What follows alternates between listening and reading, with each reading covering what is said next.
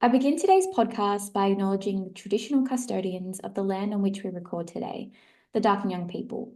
I pay my respects to elders, past, present, and extend that respect to all Aboriginal and Torres Strait Islander peoples listening today. Always was, always will be Aboriginal land. Hello and welcome to another episode of Your Parent Coach. I'm Mel, I'm a parent coach and a youth mentor, and today I'm really lucky to be joined by Teresa Ramirez, the award-winning author of Raising Kind Children and a motivational speaker who is on a mission to reduce violence in schools through kindness. Now, Teresa believes that kindness isn't just soft or passive, it's a powerful and practical tool that can change families, schools, and whole communities. So, thank you so much for joining me today, Teresa. I'm really excited to chat to you. Well, I am so excited to be here, and I'm honored that you are having me on your show today. Yes, I'm so excited. I think this is such an important topic. I often talk about, the power of kindness, and it is free. Give it with abundance. Okay. But I want to dive in today. I have a question that I ask all of my guests. And it is, what is something that a young person or a child has taught you that you couldn't learn through any of your education or training? Just the fact I spend a lot of time with my little group of great nieces and nephews, and they're now 7 through 15. And they taught me to they find joy in just the simplest, littlest things.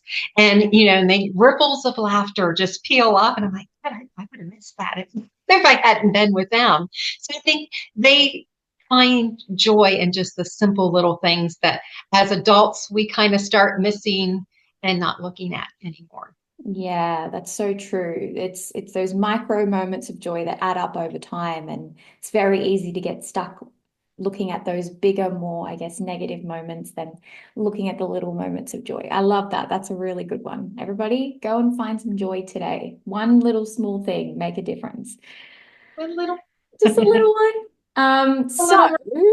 our topic today is all about, kindness, how it has an impact on, overall communities and schools and families, but specifically about reducing school violence. So you're very clear about your mission, which I love. I love a strong mission.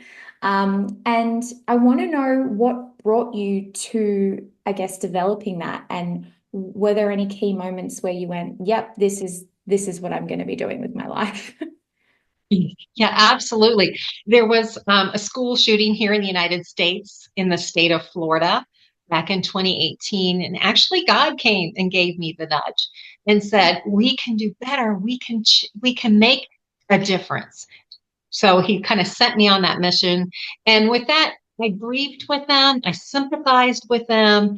And then I said, there is something you can do. You don't have to wait for school policy to change.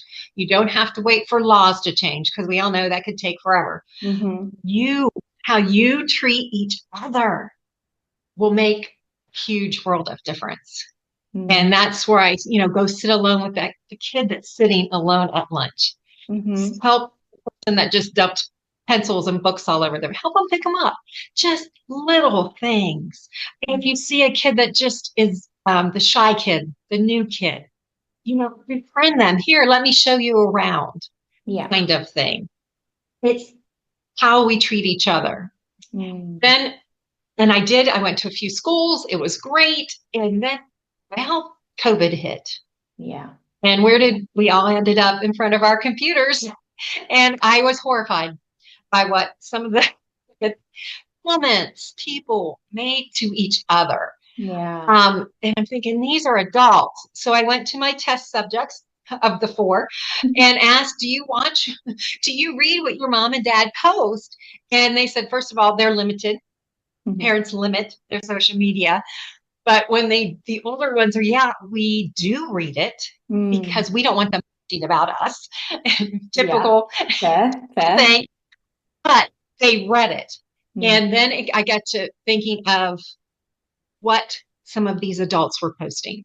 Yeah. Some of these parents were posting and how just nasty. It was just downright nasty. And so I thought I needed to switch my focus. Hmm. As the schools can, you can instill so much in a kid in school, but when they come home and they're seeing the exact opposite, So true. so I thought I need to get a hold of those parents. Yeah. I need to let them know that they're the number one role model for their kids, regardless of what they think. And I wanted to, from that point, wanted to encourage parents to become the CEOs of the family. Mm. Take what philosophies and values do you want to instill in your children? Yes, I love this I, concept. I love this concept. And you talk about it in your book, right? Raising Kind Children, and like this concept of, CEO of the family.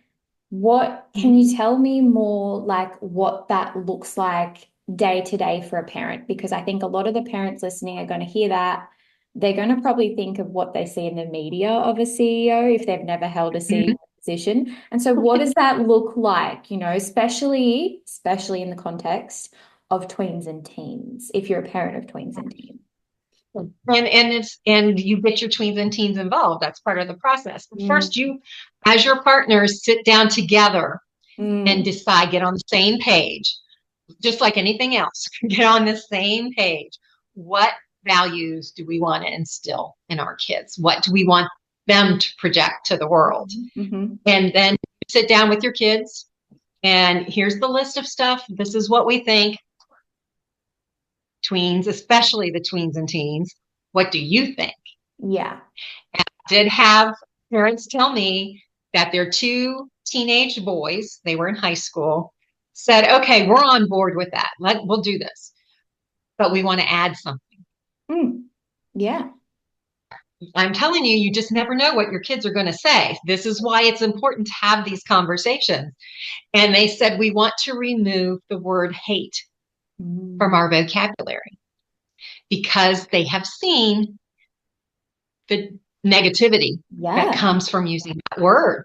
Big impact. And yeah, and you're just like, wow. So anytime they use that word hate, they put, a dollar, 50 cents a dollar in a jar. And Mm-hmm. at the end of the year, they donated that money to their favorite charity. But they said, yeah, they said by the second year, there was hardly any money in that jar. And I'm like, yes, that's the beauty Yes. of this process. Yes. I love this. It's reminding me of my mum banned the word hate in our house. So Oh, that's funny that you brought that up because it's something that we've never been allowed to say. And if we were ever caught saying it, we were immediately it was brought to our attention that that is not a word that we say in our home or to anyone ever. And what can you replace that word with? mhm. So that's how that was kind of, I guess, managed in a way. It was like, you've said it, we can't change the past, but we can change the future. So I love that. Mm. Absolutely. I love it. I think my word with my stupid, they just called everything was stupid. And I'm like, no, it's not. It's not, yeah. So yeah. How can we reshape that? Yeah. What are you trying to get across? Because I feel like with those things, I like coming back to, the values and getting your kids involved.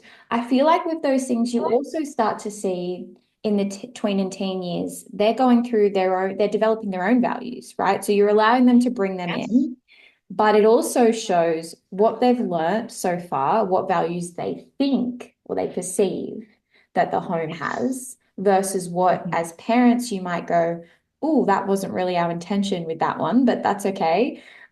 It's also just like a good exercise to see how perception versus, assumption comes across. So, Yeah. And giving kids a direction, mm, like you said, I know I put this in the book because I thought it was so interesting that they have a kindness council at one of the elementary schools and they collect the pop tops, mhm. pop cans or beer Yeah. cans to give to what we call here the Ronald McDonald's House, Mhm. which houses parents near the children's Yeah, we hospitals. have that too. Yeah. Oh, okay. Yeah, same thing. And, the kids are like, you need to collect these. And the more we collect, the more we can give to Mm. that organization, and the better it's going to be for those kids that have cancer and have to stay in the hospital a long time. And these kids took it as a challenge and got very competitive, but they cracked me up. They dug through trash cans. They Mm-hmm. knocked on doors. Yeah. They went everywhere they could think of. And I know they collected over 5,000 of those dumb little Yeah, wow. tabs to donate, but it was giving them a direction and telling them why Yeah. and the good outcome that will come from that just really set these kids on fire. And that's what we need to do as parents. Yeah, so that's kind of like that CEO mentality. We're working towards a collective goal. It's a project or a mission or a whatever it is, a task. And I'm, helping you facilitate this, and you can come to me with any questions and I'll guide you along the way. But at the end of the day, we're all part of the team and we've all got to work together to achieve said goal. So everybody has their role, everybody has their position, and everybody has a purpose. Yes, absolutely. I love it. That's so good. So, yes. Okay. So, my next question is, well, it's a question, but it's also a statement because I feel like it's quite factual, is that parents are overwhelmed by what's happening in schools, particularly in the US.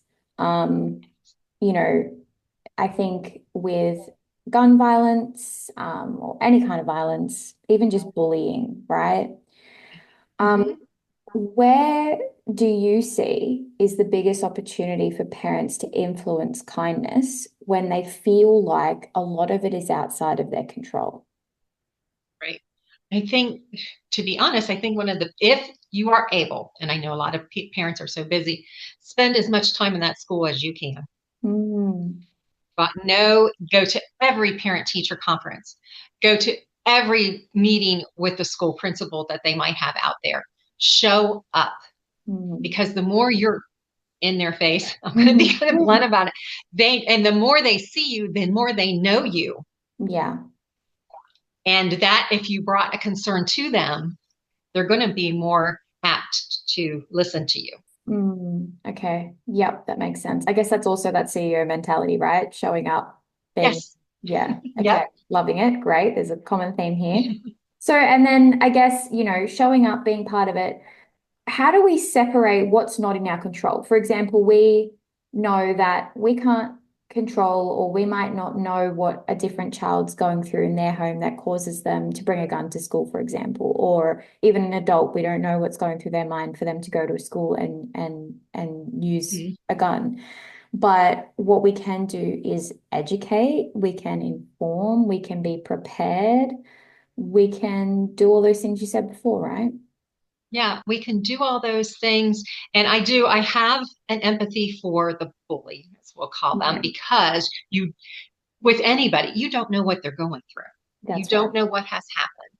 And keeping open communication with your children and letting them know it's okay to come to you. And I got 2 points on this. You want to check in with your child, whether it be over the dinner table, driving them to their 101 activities. I've had the best conversation with my kids in the car on the way to practice or a Always. game. Yeah. So, but I recommend asking three questions.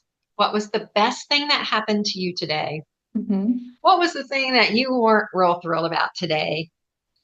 And what made you laugh Oh, I love today? that. That's nice. Yeah, because that's just those are, you can sense red flags from Yep. the answers to those questions. And it opens that line of communication and Yes. that you're a safe place for them to communicate. That's a And really good point. I will say this paid off at another school here, elementary school.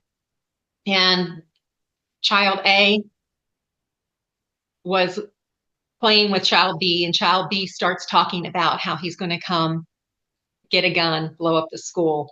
And he's got this full plan. He had it in a notebook, the whole 9 yards. Yeah. So child A goes home, Mm, tells dad.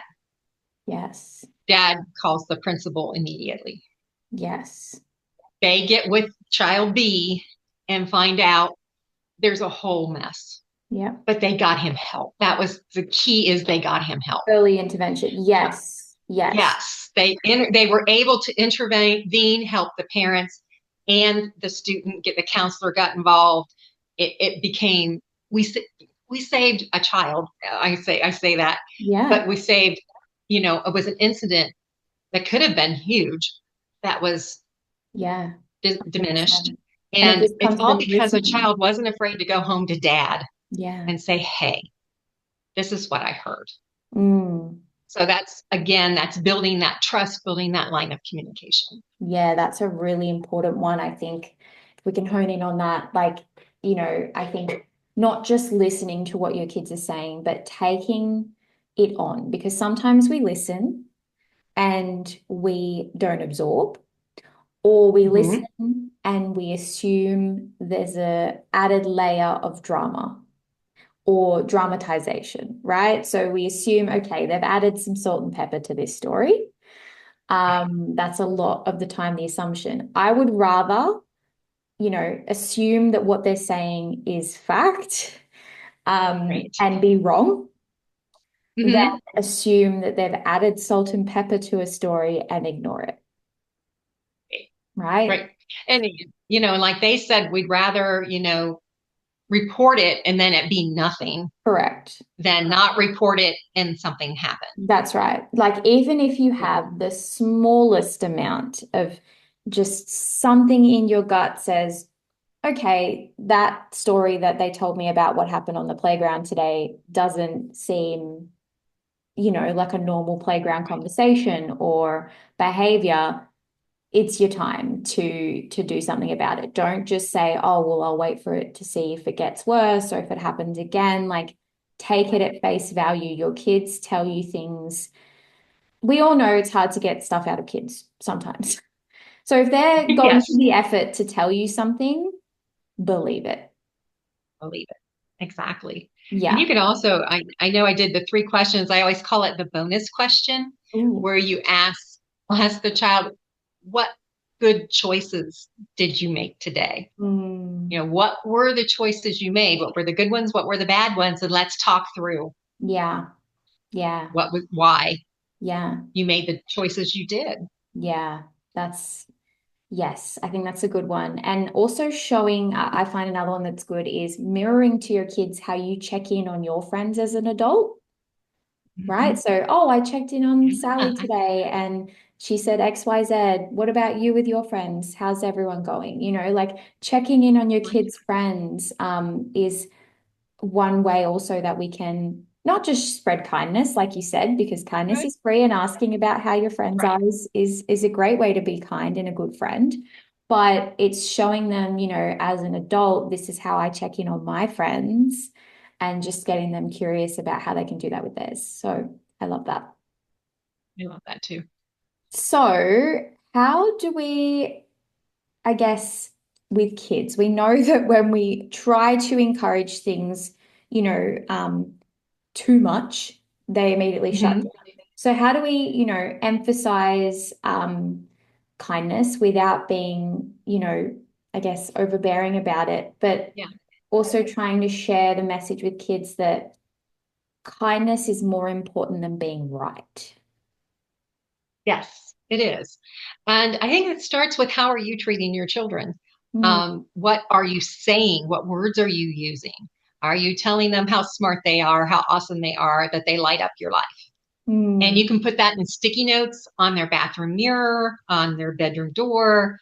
Uh, I always like that if the child is going to have their huge math test, stick mhm, that note in there and say, you've got this.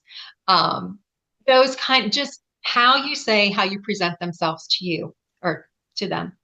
The other thing, like the pop tops that I mm, talked about, is get the soccer team or the drama club or the chess club, whatever, together and say, hey, let's do a sock drive for the homeless. That's the number mm. one thing homeless shelters ask for is new socks. Wow. So do a sock drive. And then you only have to bring in one pair of socks. Yeah. It's very inexpensive and you get the community pulling the CEO card, you get the community together, but you get your child together to say, hey, come on, guys, let's do this and let's beat out, get in a competition with instead of you've got soccer teams Yeah. and soccer team A and soccer team B who can collect the most No socks, socks. Yeah. that kind of thing. But that makes it fun for the kids. And Yeah. that's, once it's fun, oh, they'll take off They'll with do it. it. Yeah. So bringing that element of challenge or, achievement into it, but also it's for a common good, a common goal that's, bettering a community. Absolutely. Oh, it's such a, when we talk about it like this, it's such an easy shift to make, but Mhm. it's an easy shift, but it's hard if you're embedded in negative thought patterns, right? So Exactly. if you're a Exactly. parent listening, and let's be honest, 90% of my listeners are burnt out perimenopausal or menopausal mums. How do we give them the grace and space to say, okay, you're in this negative thought pattern right now. You're dealing with teenagers and stress and life and all of the things that life is throwing at you right now. How can we shift your mindset to bringing in those moments of kindness and thinking about these things a little bit more? Well, I always say if your kindness tank is empty, you're in trouble because Yeah, you can't give from an empty tank. it's true. So, and especially, I've been through all those phases you were talking about, and it's not a good time, but you have to take the time to fill your own kindness tank up. Now, how that looks like for you, I always liked getting up um, 15, 20 minutes before the house got going. Mm-hmm. And I would sit with a cup of tea. Mm-hmm. I would pray. I would just spend that quiet time, just me. Just you. And that made all the difference in the world. Mm. Some people do a bubble bath at night Mm. after everyone's gone to bed. Mm-hmm. I know one mom told me she would come home from work, hold up her hand, give me 15 minutes. Mm-hmm. She went, go to the bedroom door, shut the door. The kids left her alone. She would come out 15, 20 minutes later, took off the work. Now I'm in mom mode. Let's go. Let's And go. she said, Yeah. it made all the difference. So find what works for you, fill Mm-hmm. that kindness tank up, and then you're going to feel a world of difference when you do. Yes. I think for me, it's surrounding myself because I think about this all the time. Like, how do I fill my tank? I think it's surrounding myself with people who are kind.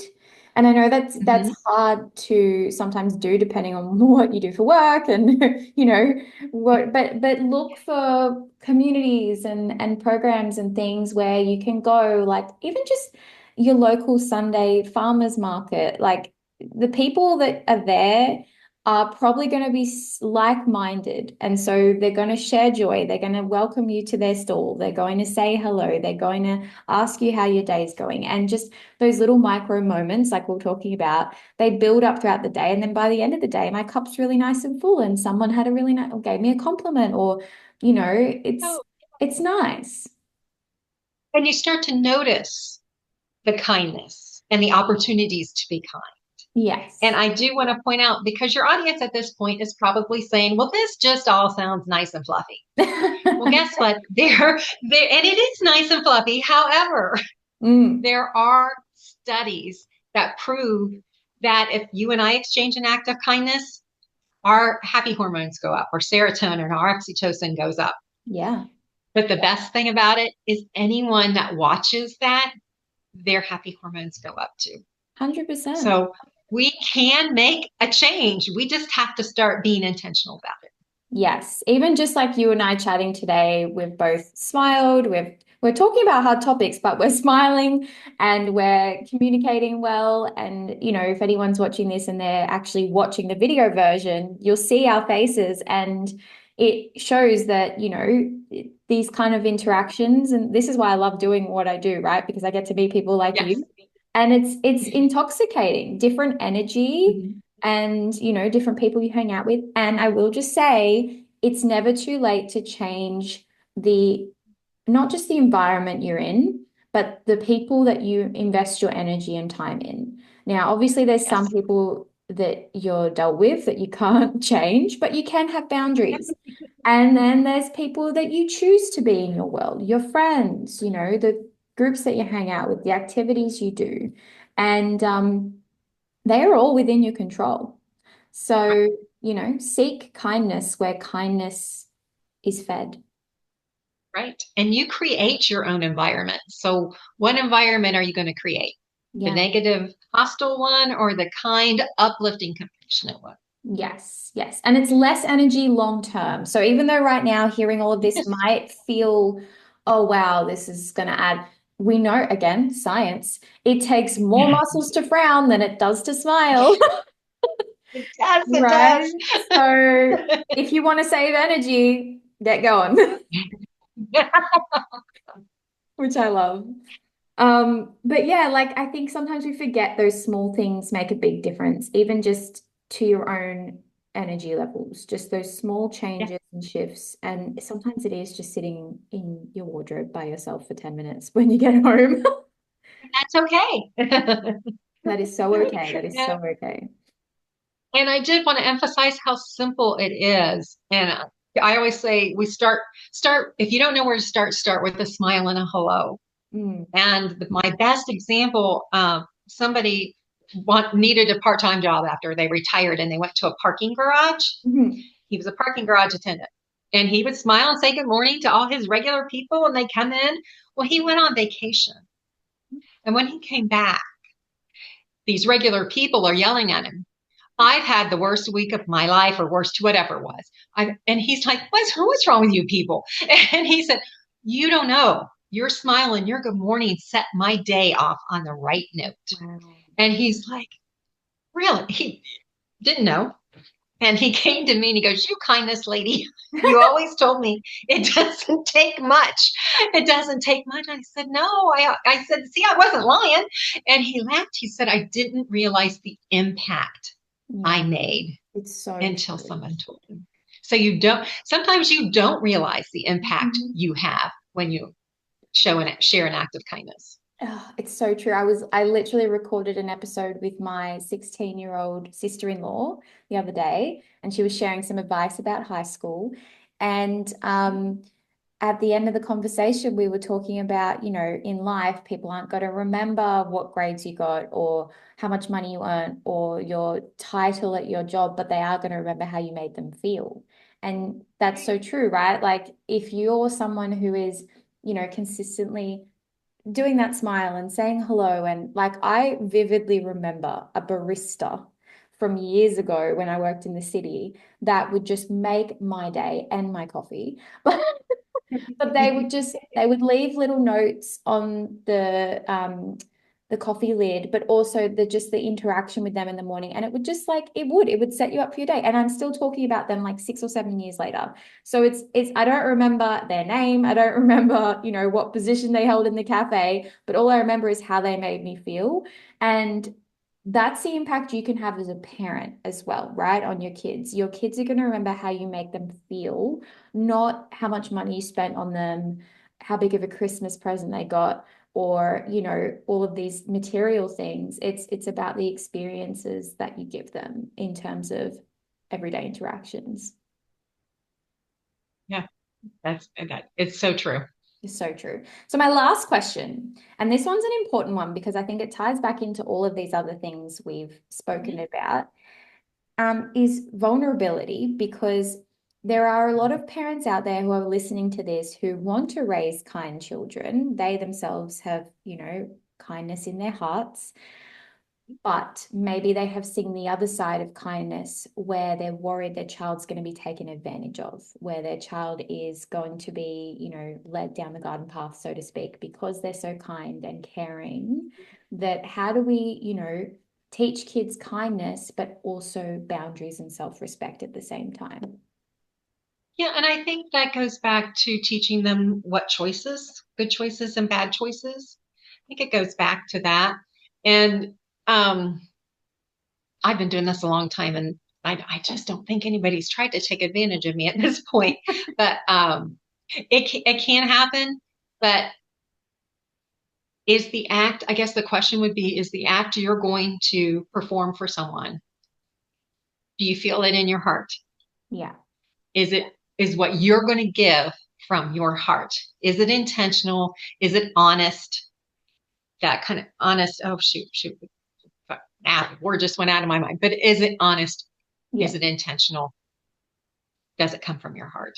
Yeah, honest, If intentional. you're doing something just because it's an obligation, because, well, I guess it's the right thing to do, I should do it, That's the second people guess it. pleasing mentality that I think people worry about. They associate people Yes. pleasing with kindness. And, everything we've Two spoken different about things. today says the opposite. Yeah. Yeah, exactly. And and there's nothing wrong with being nice and doing the right thing, obviously. But if you really want to make that impact, want to make a difference, make sure it comes from the hot heart and that you're honest about why you're doing it. Yeah, I love that. Yes, great. And as we said before, you showcase how you would do these things. So, how you teach boundaries to a child is you have boundaries as an adult, right? Hmm. And all of these things, you can be kind and still have self-respect. You can go out of your way and be lovely to people and do things for people, as you said, from the kindness of your heart, but it doesn't mean that you have to allow yourself to be taken advantage of or to consistently be the only person called upon to do things. You can create that sense of, yes, I am kind, I am caring, but I also have my own, boundaries and limitations, and that's okay too. Absolutely. Love it. So, where can people find you? Where can we read your book, Raising Kind Children? You can find my book, Hey, Raising Kind Children. Yeah. Um, you can find this on Amazon, great. and it's Raising Kind Children. And you can also go to my website, journeyandkindness.com. And if you click on the contact button, I do respond to everyone. Amazing. Great. I will pop all of that in the show notes. So if you're listening and you're wanting to go and read the book or to go and find Teresa, I will pop it all in the show notes so you don't have to worry. But thank you so much for being here. Is there any final burning messages that you would like to get out into the universe today? Um, Two things. One is I do want to offer your audience freebie. Mhm. It's 75 acts of kindness, and it's graduate. It starts with that smile and hello, and can graduate all the way to planting a tree to be kind to the planet. I love that. So you can look at, if you don't know where to start, if you want to work with your children and have them pick stuff off the list, you can absolutely do that. Awesome. And the last thought I want to leave everyone with is personal pain is as unique as a fingerprint. You never know what someone is going through. So always, always be kind. I love that. Yes, that is going to be quoted somewhere on my notes somewhere. I Somewhere. love it. I love it. Beautiful. So everybody who listened today, if just want to put a call out there, if any of these topics that were spoken about today has raised any concerns for you, I will put some support lines and numbers and things in the show notes as well for you. Reach out for support and help. There are people out there who can support you if you're worried about your child or even about yourself. And you're thinking about the different conversations that you've had recently after you've listened to this episode and something's popped up for you that you think, I need to do something about this. Don't leave it, take action. And yeah, always be kind. I love it. Thank you so much, everyone, and I will catch you in the next episode. Bye.